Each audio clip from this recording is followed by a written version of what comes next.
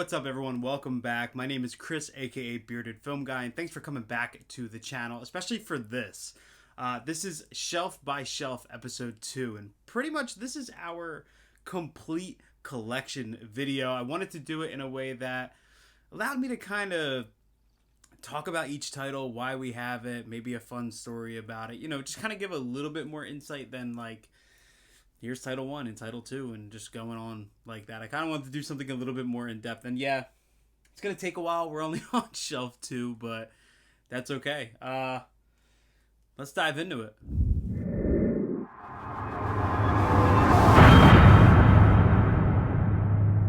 I mentioned in the last video that the collection's actually broken up into a couple different pieces. On this side where we started, this is majority slipcovered stuff, and then the other side, the rest of the collection is not slipcover, and then in the middle, it's kind of back here, I have boutique titles, and then I have kind of some boutique stuff that doesn't fit down there, up here. So there was a couple loose stuff sitting on the shelf I'll go over first, and the first one is actually this awesome Arrow set of Battle Royale, and this is, sheesh, how old was I when I first saw this? I can't remember, but I remember being like absolutely fascinated with the idea of population control via death. Like, just dropping off a bunch of students on an island, and then they have to kind of fend for themselves, and they have so much time. They wear these necklaces that blow up if certain regions of the island close, forcing them to get closer together. It's a sick idea. But I was waiting for a really good US release of this to come out, and it finally did via this. This actually contains the theatrical and the director's cut of Battle Royale on 4K. It also has the theatrical version and the director's cut of Battle Royale 2, as well as the soundtrack. There's a bunch of cards and a bunch of extras in here as well. This is a giant set, but I've always been a big fan of Battle Royale, so this is sort of the most ultimate edition we're probably ever going to get of the film. So that was sitting on the shelf. I'll actually throw that back there. Another one, this mammoth was also sitting on there, and this is the Scream Factory Friday the 13th Deluxe Edition set. Yeah, I grabbed this instantly. I would say most of the reason I was so quick was pretty much FOMO. Like, I kind of had it in my mind that it was probably going to be like the Halloween set, but this is still available, and it's still going on sale. It's still at Amazon. It's still everywhere, so I could have slowed down instead of rushing to get this, but super awesome set here. Just waiting on that Nightmare on Elm Street treatment from Scream Factory if we ever get that. And then one of the grails of my collection also rests on that shelf, and that is the Hellraiser Scarlet Box trilogy from Arrow. This is probably my favorite physical media release ever. This is Hellraiser 1, 2, and 3. There's a book in here, drawings, just all kinds of stuff. I mean, the Arrow treatment on this is insane. This is the Region A release. Absolutely beautiful, and it's still to this day one of the more sought after Arrow releases. It is crazy out of print, absolutely crazy. And I've seen people spending $200-300+ on this release, and I don't want to say it's worth it because I'm not going to condone anybody spend that kind of money on a release, but people do it. They do it all the time. I didn't. I spent $45 for this. Once it was long out of print too. It wasn't even like it was still in print when I paid that money. But yeah, $45. One of my favorite pieces in the whole entire collection. So that sits nicely on that shelf. So now on to the films that are actually just kind of hanging out on the shelf. First up, we have Hobbs and Shaw. I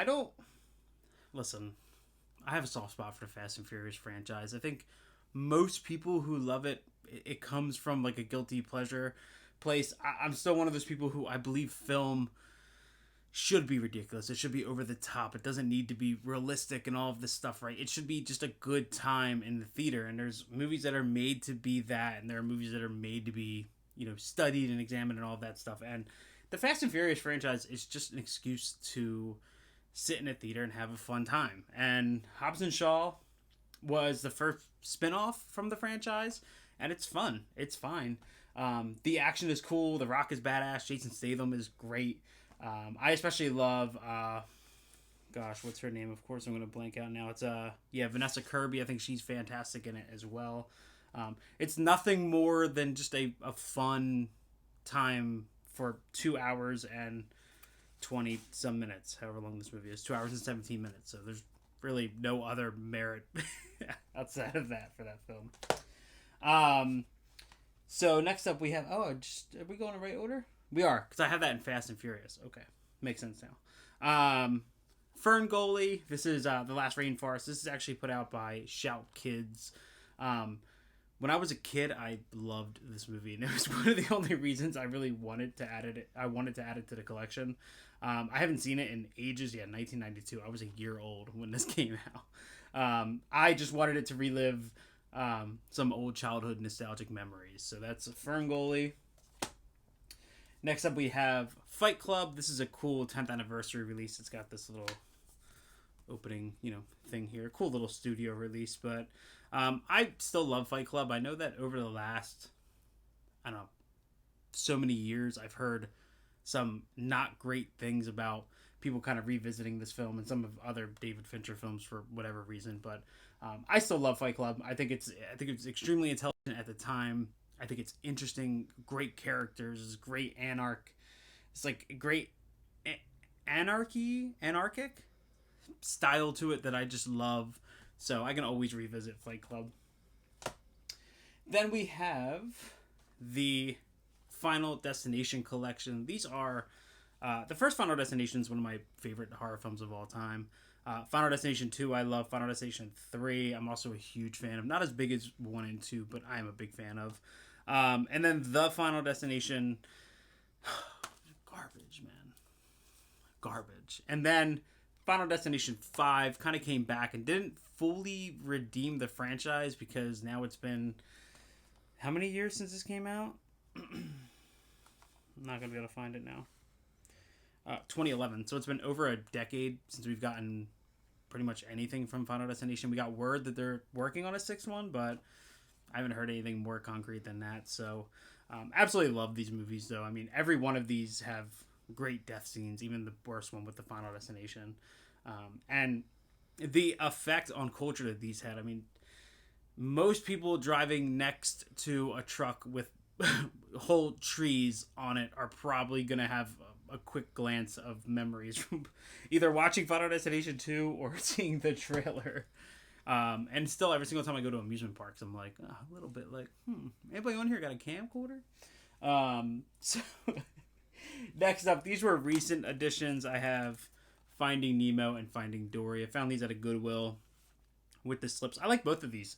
Finding Nemo, obviously, fantastic. Finding Dory was a really good follow-up. I was really surprised by how much I enjoyed it. Some incredible animation. This is the Pixar kind of heyday, in my opinion. So we have those.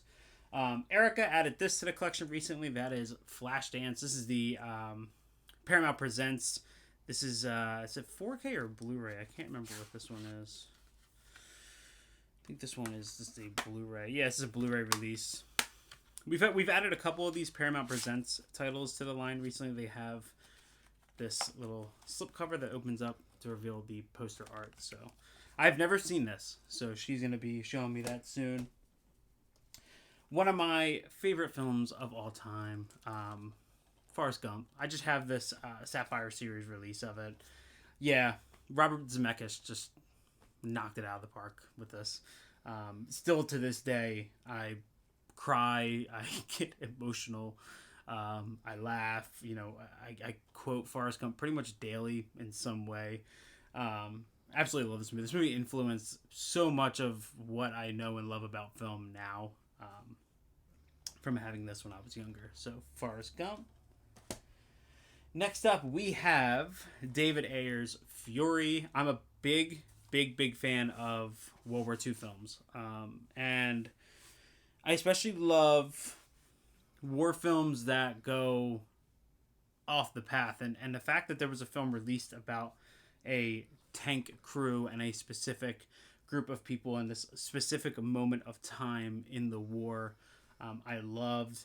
I really like the characters. I like them a lot. I cared for them by the end when that final action scene goes down. You know, there's emotional weight to what happens in that moment. The tank battles are incredible, especially there's one up against I think it's called a Panzer tank. I watch it. I've like will randomly rewatch that scene on YouTube. Like it's intense.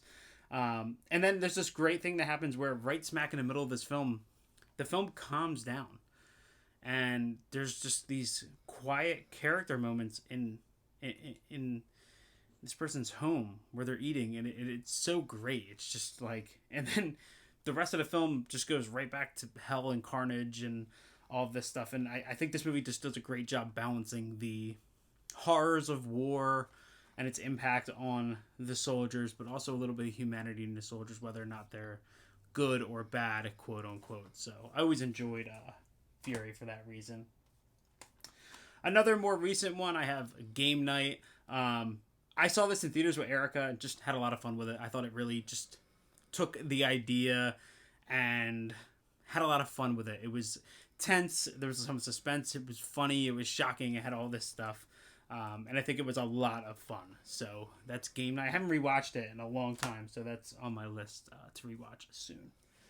Next up, we have another recent one, Gangster Squad. I've seen this a couple times.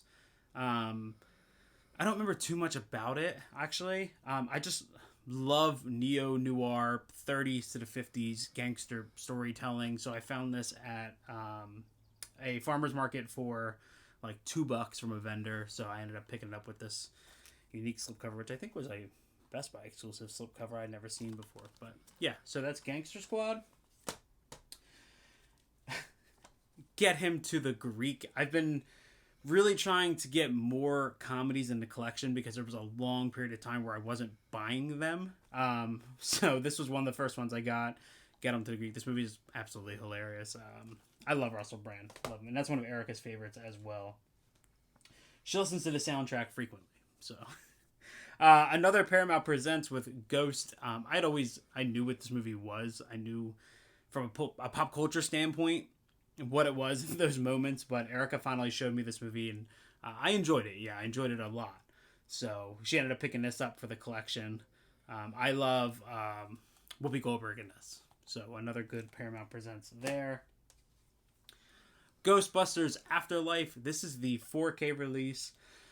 There are very few times that I get to see a movie that kind of reminds me of why I love movies, right? I can't explain to you why. I can't say like, oh, it's reason, A, B, and C. I don't really know what it is. There's no like criteria. There's just something about certain movies that really kind of channel just that thing. Like, the movie ends and you're like, that's why I love movies. Exactly what that did.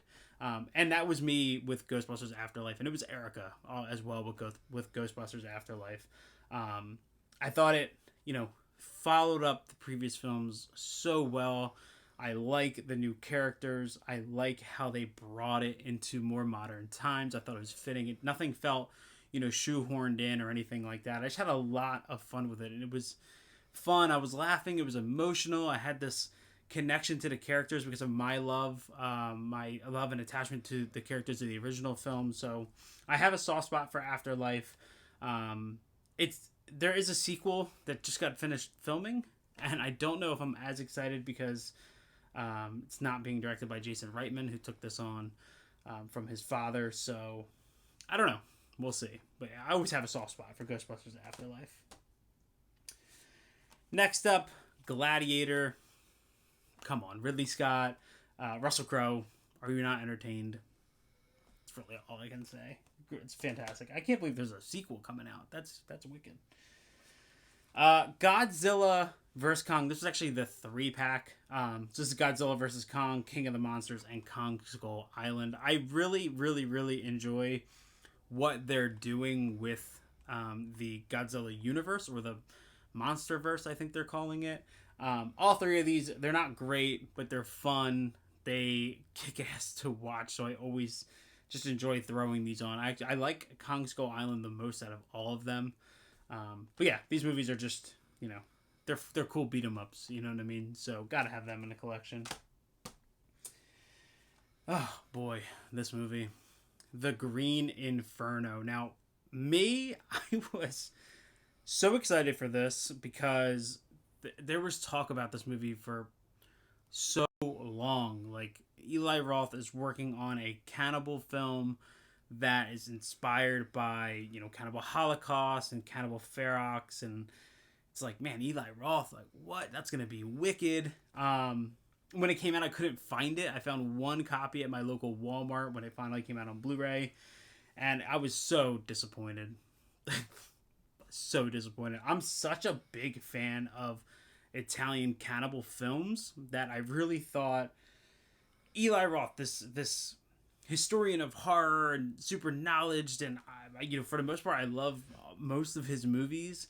And I didn't know I was just prepared for fart jokes, and I don't know. I don't really see how this is a love letter to cannibal films, besides the fact that it just has cannibals, because it has none of the impact, none of the intelligence. I hate that movie. If you can't tell. Yeah, so. And last up for the G's, we have The Green Knight. This is A24. This is directed by David Lowery. I haven't watched it yet. I got this for like $5, I think, at Best Buy after Black Friday. And I've been meaning to sit down and check it out, but just haven't yet. So, yeah, The Green Knight. So, picking up in the ages, we're kicking it off with the David Gordon Green Halloween trilogy. I love 2018 Halloween. Absolutely had a blast with it. I'm sorry, I love Halloween Kills. This movie's friggin' like 120 miles per hour all the way through. The script is not good. That's fine, But yeah, I always liked Halloween Kills. And then I know Erica was as well. We were actually big fans of Halloween Ends. I really like the Corey plot that takes over for most of the film. I do think the Michael Myers stuff at the end is a little rushed. Like, I feel like that could have been handled better. But I know there was a bunch of issues with the writing during COVID and rewrites and all of this crazy stuff. But so we got what we got at the end of the day. You could be upset, but it's, it is what it is. It's out. But I enjoyed Halloween Ends. So we have that trilogy there. Next up, we have Hardcore Henry. So this is actually directed by, and I'm not going to be able to say his name properly, Ilya Neishler. This is 100% first person. It's pretty much a video game version or a movie version of a video game of a first person shooter. I actually seeked this out because he directed Nobody with Bob Odenkirk a couple years ago. And Hardcore Henry's kind of having a little bit of a revitalization in the last couple of years. So I seek this out, and it's just as fun as I remember it being. So, Quentin Tarantino's The Hateful Eight. This was a cool slipcover that I picked up. This was a Walmart exclusive for a bunch of Westerns they did.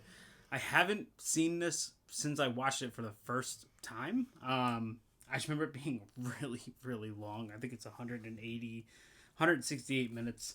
I just need to find the time to revisit it. So, yes.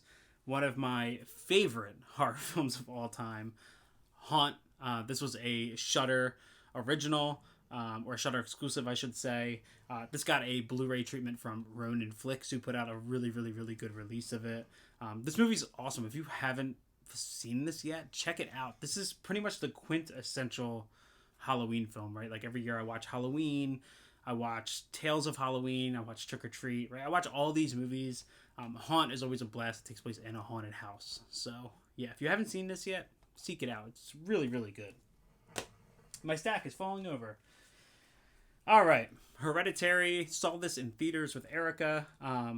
This is kind of, like, it's kind of been named, like, elevated horror or new age horror.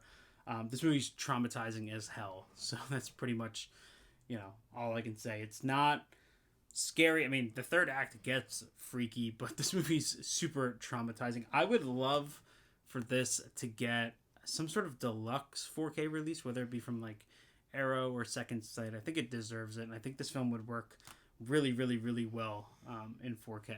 So that's Hereditary.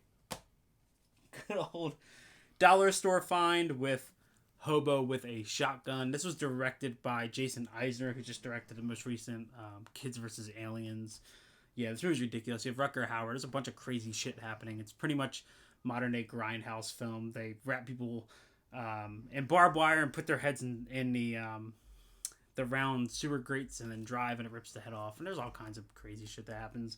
Meanwhile, Rutger Hauer just wants to mow lawns and make a couple dollars, and he gets wrapped up in this crap. So, Home Alone 1 and 2, bona fide classics. I don't need to explain myself there. This is an MVD Rewind release of Their House on Sorority Row. It's fine. It's okay. I mean, it's, it's kind of like your casual 80s slasher. It doesn't really do anything too new. 1982. It's perfectly fine. I actually enjoy the remake, just called Sorority Row, more than this, believe it or not. So, next up we have How the Grinch Stole Christmas. Christmas classic. Cool Target slipcover. A really cool one here with Hunter x Hunter. I think I've talked about this movie before and how underrated it is. It was actually Erica's brother who originally told me to seek this film out. I ended up buying it at Best Buy, and yeah, this movie's wicked as hell. I mean, if you haven't seen Hunter x Hunter, it's starring Devon Sawa. This movie takes turns you would never expect. I'm not even going to tell you anything about it. Just watch it. The final 10 minutes is absolutely insane. So I'm just going to leave that there. Hunter x Hunter. That was put out by Scream Factory. In Search of Tomorrow. This is by the same team that brought us In Search of Darkness. This is the 80s sci-fi version of it. It's very good. It's 300 minutes long. It's pretty much In Search of Darkness, but with 80s sci-fi, and it's fantastic. I've heard they were working on a part 2, and I know this is Erica's favorite out of all the In Search of films so far, but they put it on delay as we work on some stuff with some new projects they're working on with In Search of Darkness, so we're patiently waiting for that. Don't fall down, Stack. All right, a little bit of Christopher Nolan with Inception. This is... I have a very, mixed relationship with Christopher Nolan. It's very, his films either completely do it for me or they don't. Inception, to me, is the perfect Nolan film. It's just far enough, and it's shot so well. And I rewatched this not long ago, and I completely forgot how just emotionally draining the last hour is. I mean, this film pretty much left me breathless. It doesn't stop, and you keep going. It's a dream within a dream, and this, and I mean, it's a nonstop, and it kind of just gave me that big blockbuster feeling, but with a little bit of brains, a little bit of smart, and a little bit of brawn. So I'm a big fan of Inception. I love that slipcover as well. If you can see that, I don't know if it's gonna work on camera, but next up we have the Indiana Jones 4K slipcover collection. I posted my ranking on my letterbox of Indiana Jones. For me, it goes Raiders, Last Crusade, Temple of Doom, Dial of Destiny, and then Kingdom of Crystal Skull. But I was happy to finally get these in 4K with a slipcovered version. I'm not really a steelbook collector. I wasn't really looking. I was hoping that I didn't have to buy the steelbooks just to own them all in 4K individually. I didn't want them in a box set either. So happy to have all of those. We have Infinity Pool. I'm a big Brandon Cronenberg fan. I liked Infinity Pool a lot. I didn't quite have the impact on me that Possessor did. I thought Possessor was a lot more kind of left you in your seat a little bit shocked and appalled and stuff. Infinity Pool brings up a lot of interesting ideas. I think it's a great experience. I think it's shot extremely well. It's very, very, very... there are moments where your jaw's a little bit on the floor, and I need to give it another go, but my first experience with it, I kind of walked out with it and I was like, okay, that was good. That's kind of really how I felt. I was like, it's good. Not as good as Possessor, not as good as Antiviral, but a really good entry in the Brandon Cronenberg filmography. I found this the same day I found the Finding Nemo and Finding Dory. It is Inside Out. This movie had me crying like a baby in theaters, so I needed that. Speaking of Nolan and me almost knocking down the entire pile of movies, Interstellar. This is kind of where that divide starts to happen with Nolan with me. I feel like most of this movie is really good, and the rest of it I just don't understand. So that's Interstellar. That's I think the movie's beautiful to watch, though. I mean, no doubt. Almost done. Only 4 titles left. We have Lee Winnell's The Invisible Man. This movie shocked the hell out of me. I was not expecting this to be as good as it came out. Elizabeth Moss is great. I love the modern day way that they brought The Invisible Man in, kind of putting it on the forefront of the story of abuse and mental relationship abuse, and it was very impactful. There's a great diner scene that kind of kicks off the third act. I mean, there's so much goodness in this. I had a ton of fun with this, and I still revisit it and find it as shocking and entertaining as I did the first couple times I saw it. And then we have It and It Chapter 2, the Andy Muschietti adaptations. I love both of these. I say it all the time that these films felt like an event. It felt big. They have big run times, big visual effects, big casts, and I can just rewatch both of these over and over and over again and have fun. I really hope we get the extended cut that features all the deleted scenes, both run times together. I really hope, I'm still holding on to hope that we get that one day, but I don't really know. You know, with the Andy Muschietti DC Universe thing going on, I'm not sure that's ever going to happen. Let me fix this pile before it topples over on me. And last for this shelf, we have Jackass Forever. Come on, we all grew up watching Jackass. I mean, and Erica and I just rewatched this. We saw this in theaters. We just rewatched it the other night. It's great. I love the new lineup of Jackass members. What are they called? Jackass Cast? Jackcast? What are they called? But yeah, I love all of them. It was great seeing everybody back. The stunts are insane. This movie's nuts. Always have a ton of fun with it. That is Jackass Forever. And that's Shelf 2. I'm hoping to pump out more episodes quicker than I have been. It's been about a week. Erica and I are gearing up to go on vacation, so we're going to be doing a little bit of shopping and picking up some new stuff then. But I'm hoping to get out some new stuff soon. The episode 1 of my Video Nasty series debuts this week, so be sure to keep an eye out. If you don't already, make sure you go follow me on Instagram. It's Instagram, Beardedfilmguy, the same name as this channel. And if you're liking what you see here, do me a favor, subscribe, drop a comment down below.